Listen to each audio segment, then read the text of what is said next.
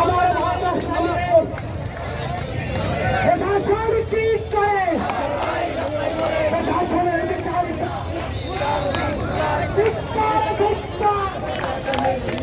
প্রশাসনের পরবানা প্রশাসনের পরবানা